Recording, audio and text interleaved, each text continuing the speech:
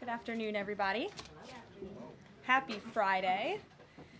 As you all know, the President is currently undergoing his routine and long-scheduled physical at Walter Reed Medical Center, and we will have a readout from the White House physician. Last night, Kassina Karolina arrived back safely in the United States after being detained in Russia for more than a year. Since Inauguration Day, President Trump and his team have secured the release of more than 40 detained Americans abroad. This is more than half of the number of Americans released by Joe Biden in 4 years, and President Trump has brought these Americans home in 80 days. This administration will continue to work hard to bring Americans home from around the world. As I've said before, and I will say it again today, everybody in this room has access to the most transparent and accessible president in American history. The cabinet meeting yesterday was further proof. President Trump asked each secretary to provide an update to all of you in the media on the critical work they are doing at their respective agencies to deliver on his agenda. And according to new reporting from the Washington Times, who I believe is in this room today, President Trump answered nearly 100 questions from the press, all of you, during his first 3 open press cabinet meetings this year. That's nearly 20 times the number answered by Joe Biden in cabinet meetings during his entire 4 years in office. In more excellent economic news that was released yesterday, the Consumer Price Index report showed inflation fell to 2.4% in March, smashing expectations for the second straight month in a row. This marked the first drop in consumer prices dating all the way back to the COVID pandemic. Prescription drug prices saw the largest monthly decline on record. Prices for airfare, used vehicles, and car insurance all decreased as well. And energy prices fell 2.4% in March, driven by plummeting gas prices around the country. Also yesterday, House Republicans answered President Trump's call to move forward the budget resolution and officially set the stage for the passage of one big, beautiful bill. The American economy will boom after this bill is passed and the rest of the president's pro-growth agenda goes into effect.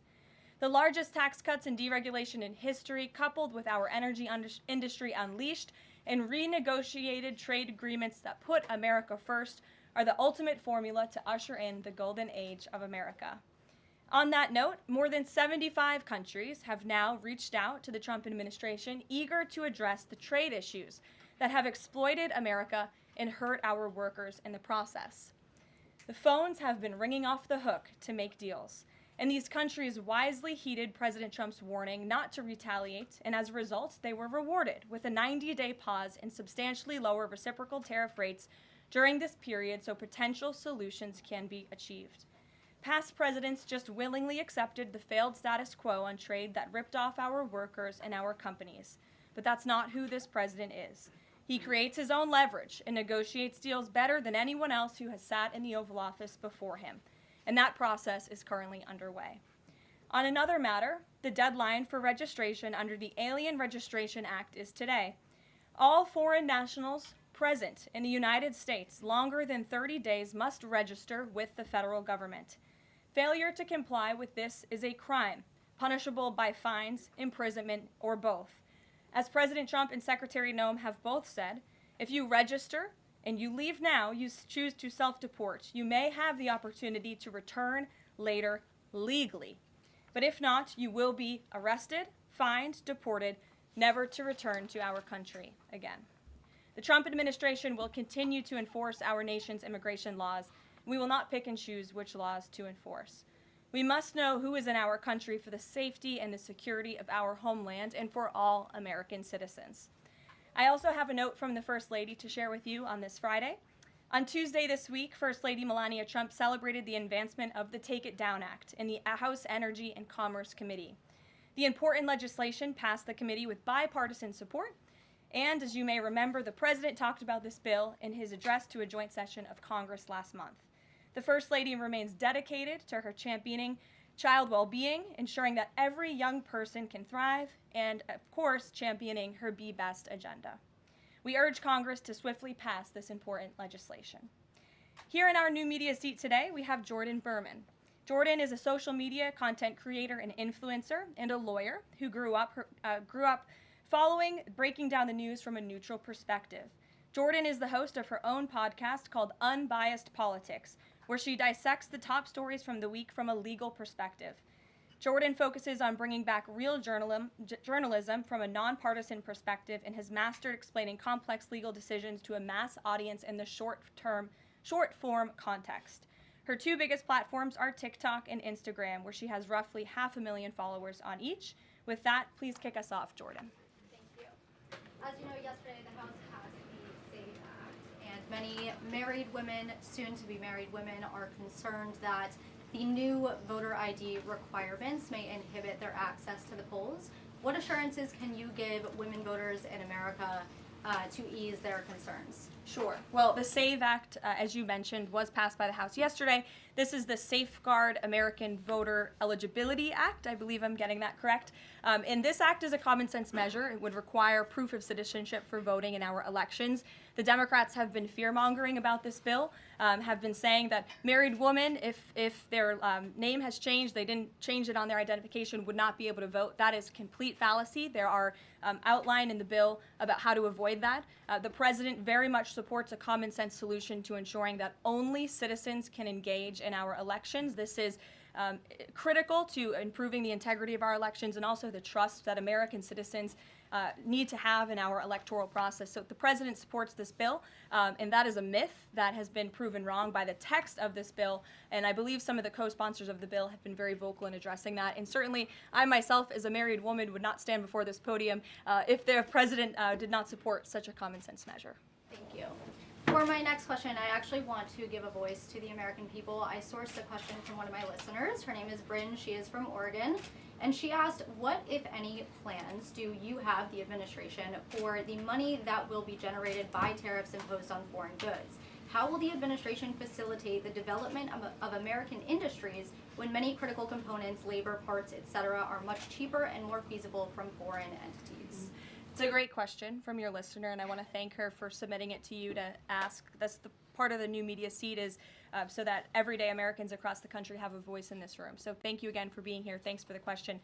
The president's point about his trade and tariff agenda is to bolster our manufacturing industries here in our country, to bring down the cost of living here in our country, and to ensure that we are maintaining critical supply chains here in America. We cannot be dependent on countries like China if we want this country to be strong and wealthy. So the president wants to restore wealth to America by shoring up these jobs here at home, which will result in good paying jobs and higher wages for the American public.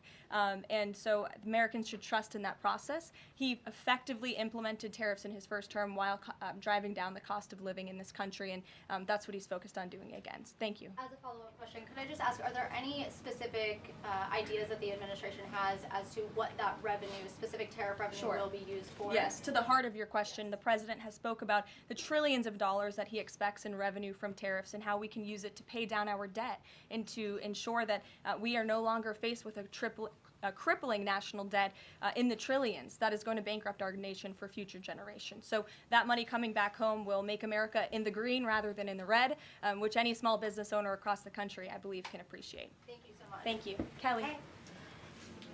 Tomorrow there will be negotiations between the United States and Iran in Oman. What are the president's chief goals for that, and is he satisfied with how Iran is responding to this? They don't want direct face-to-face negotiations, instead sort of old-school shuttle diplomacy where they're in separate rooms and messages are passed back and forth. So is the president comfortable with the arrangement there, and what is the chief objective? Well, I have spoken to both the president and also his national security team who will be engaged in these discussions. These will be direct talks with the Iranians, and I want to make that very clear. I also spoke to the president just last night about his goal when it comes to Iran, and he has reiterated repeatedly to all of you publicly and also privately to his team here at the White House, his ultimate goal and the ultimate objective is to ensure that Iran can never obtain a nuclear weapon. The president believes in diplomacy, direct talks, talking directly in the same room in order to achieve that goal. But he's made it very clear to the Iranians, and his national security team will as well, that all options are on the table, and Iran has a choice to make. You can agree to President Trump's demand, or there will be all hell to pay. And that's how the president feels. He feels very strongly about it. And can you update us on Mr. Witkoff in Russia and what's happening with direct communications with Vladimir Putin? I can confirm that Mr. Witkoff is in Russia to have direct communications with the Kremlin and with Vladimir Putin. This is another step in the negotiating process towards a ceasefire and an ultimate peace deal in Russia and Ukraine. As these negotiations are ongoing, I obviously will not get ahead of the president or his team, but I think the president has been quite clear that he's been continually frustrated with both sides of this conflict, and he wants to see this fighting end. He wants the war to end.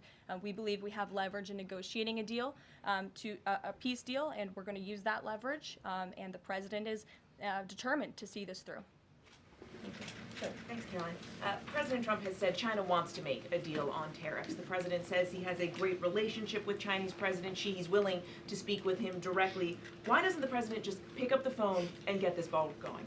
All of the things the president just said are true. The president, as I said from the podium just a few days ago when I was up here, would be gracious if China intends to make a deal with the United States. If China continues to retaliate, it's not good for China. The United States of America is the strongest, best economy in the world, as evidenced by the more than 75 countries who have called the administration immediately to cut good deals. So the president wants to do what's right for the American people. He wants to see fair trade practices around the globe, and that's his intention and his goal. So is he waiting for China to make the first move here? I'm not going to comment on communications that are happening or may not be happening, or either way. We'll leave it to our national security team to get these discussions underway. And as always, in the effort of transparency, we will provide updates moving forward. But the president has made it very clear he's open to a deal with China. Why is he optimistic that China's going to make a deal or wants to make a deal? If they're not talking, where's that optimism come from? He's optimistic. Hey, Sean. why would any of our allies work with us to isolate China in a trade war if we're treating friend and foe alike? You'll have to talk to our allies who are reaching out to us. The phones are ringing off of the hooks. They've made it very clear they need the United States of America. They need our markets. They need our consumer base. You saw Prime Minister Benjamin Netanyahu in the Oval Office with the president saying that he was going to bring down all of their monetary tariffs and their non-monetary tariff trade barriers as well. We've heard from South Korea. We've heard from Japan. The president has spoken to Vietnam. We have Italy coming to the White House next week. There's a reason for that, Sean, and it's because they need the United States of America and our business model and our markets to survive, and the president is using that leverage to our advantage. Michael. Hey, thank you, Caroline. Two-part question on China. Beijing says it will simply ignore any further tariff escalations from the U.S. Does President Trump see this as China backing down? And as a follow-up to that, what do you say to people like Shark Tank's Kevin O'Leary who say, you guys simply haven't tariffed China enough? Look, the tariff rate on China remains where it was yesterday, at the 145% level. The president made it very clear when the United States is punched, he will punch back harder, and he hopes to make a deal that benefits the American worker and our companies that have been ripped off for far too long, and he's finally taking bold and courageous action to do that. You know, taking on China is, in the terms of trade and tariffs, is something that both Democrats and Republicans alike have spoken about for decades. President Trump is finally doing it. Caroline, real quick, the president of El Salvador is coming to the White House on Monday. Does President Trump want him to bring Kilmar Abrego Garcia with him? The Supreme Court made their ruling last night very clear that it's the administration's responsibility to facilitate the return, not to effectuate the return. I believe the Department of Justice just filed another brief in the lower court. I would defer you to that for any updates. But as you mentioned, President Bukele will be here at the White House on Monday to talk about the cooperation that is at an all-time high. And we very much appreciate President Bukele and El Salvador's cooperation and the repatriation of El Salvadorian gang members who the previous administration allowed to infiltrate our country. Sure. Thank you very much, Caroline. The president spoke quite highly of the great relationship that he has with the Turkish president. We know that the president might be heading off to the Middle East very soon. Is he planning to meet with the Turkish president, either here in the White House or in Turkey? Any plans? I don't have any details about the president's overseas trip other than to say he was surely going to Saudi Arabia. There could be more countries as part of that trip. We're working on the details, and as I've said repeatedly, we will provide the details of that trip as soon as possible. A trip to Turkey, or his invitation to the Turkish president, is under consideration? I'm not going to comment on the details of the trip, but once they're confirmed, I will certainly let you all know. Yes, Stephen. Thank you, Caroline. I'd like to ask you about presidential health and also about tariffs. On presidential health, are there plans for the president's physician to come here and take our questions? And also, President Trump repeatedly makes remarks about the former president's health. Is he considering using his executive powers to bring any greater transparency there? As I have said, the president is undergoing his long-scheduled physical. It's a yearly physical that every president receives, and we will provide an update on that by the president's physician as soon as we possibly can. And about the former president and transparency regarding his health, are there... Well, I can tell you there was certainly a lack of transparency from the former president, from the entire former administration, and frankly, a lot of people in this room when it came to the health and the competence of the former president of the United States, Joe Biden. There was one of the greatest cover-ups and frankly political scandals this nation has ever seen. It's been unraveled in some recent books that are being written by journalists who engaged in that cover-up and scandal, which is quite ironic. But this president is clearly committed to transparency. You in this room see him and hear from him on a daily basis. You in this room know from covering him, it's hard to keep up with him. He is a machine working around the clock every single day. And the physician, after today's physical, will provide an update on the report in the effort of transparency. If I could ask about tariffs, there have been big swings this week in the Treasury bond yields.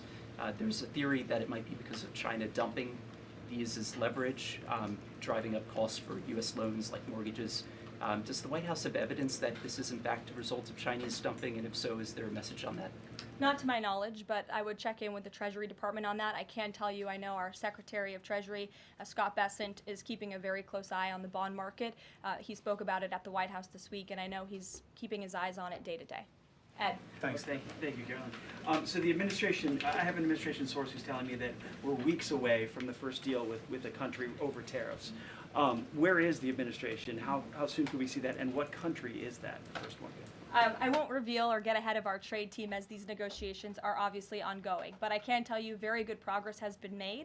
Jameson Greer was on television this morning and I spoke to him, and he confirmed that more than 15 offers are already on the table, which is remarkable in just a mere matter of days. And as I said earlier, we've heard from more than 75 countries around the world. This is a team effort. The president has a team of great, brilliant advisors who have been with him every step of the way, and all of them will be divvying up the workload. And I just want to give the president and his trade team credit for taking this on. This is a massive undertaking. There's no doubt about it. We take it very seriously. The president is determined to renegotiate global trade on behalf of American workers. And again, you've seen people on both sides of the aisles calling for this for years, but I think no other president lacked the courage or maybe the work ethic or the stamina to take on such a task. And I know there were some questions about the president's delayed departure earlier to Walter Reed. I'd like to address it was because he's working on this very issue, so he was running a bit behind this morning. On the 90-day pause, what would the president need to see in order to extend that 90-day pause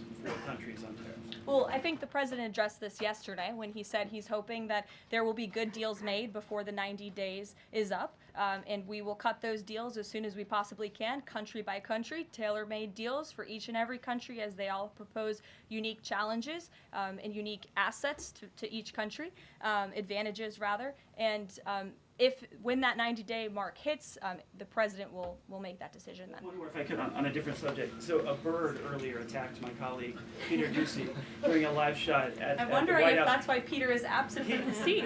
Is he doing okay? He's recovering. Has anyone checked on him? He's recovering. Is anyone looking into that incident?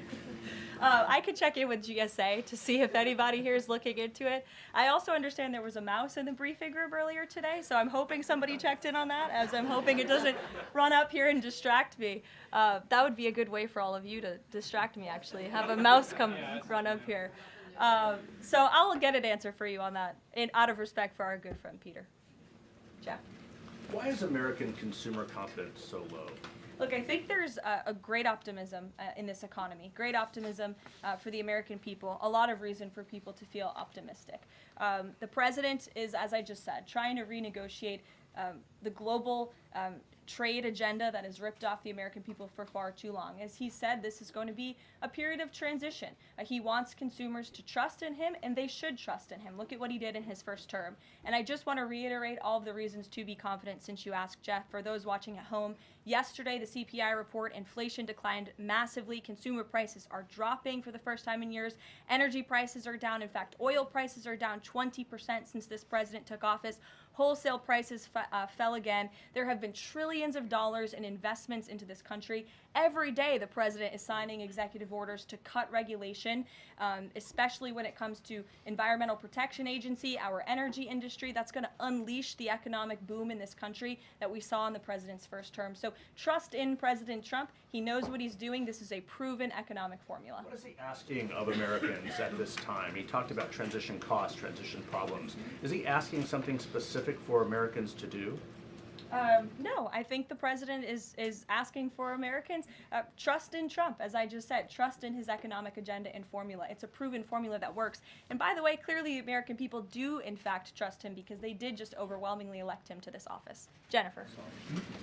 Is he going, I'm asking about the physical, is he undergoing any general anesthesia, and can you outline any of the other tests that he's doing today? He is not. He is undergoing quite a few tests, imaging. Again, it's a it's a yearly physical, so there's quite a lot that goes into it to make sure the president is accomplishing all of his goals, and we will provide a readout of that as soon as we can. And will you be committed to releasing all of the results, as many of the results as possible? Of course, yes. The president's physician will do that. I spoke with him this morning. Caroline, Sure. will you guys also consider releasing the president's fitness plan? He actually looks healthier than ever before. Healthier than he did 8 years ago, and I'm sure everybody in this room could agree. Is he working out with Bobby Kennedy? And is he eating less McDonald's? I can confirm the president is in very good shape, as you see, on a near daily basis here. And in that vein, thank God it's Friday. It's been a very long and busy week here at the White House. We will see you all on Monday, and we will release the results of that report as soon as we can. Have a great weekend, everybody. Thank you.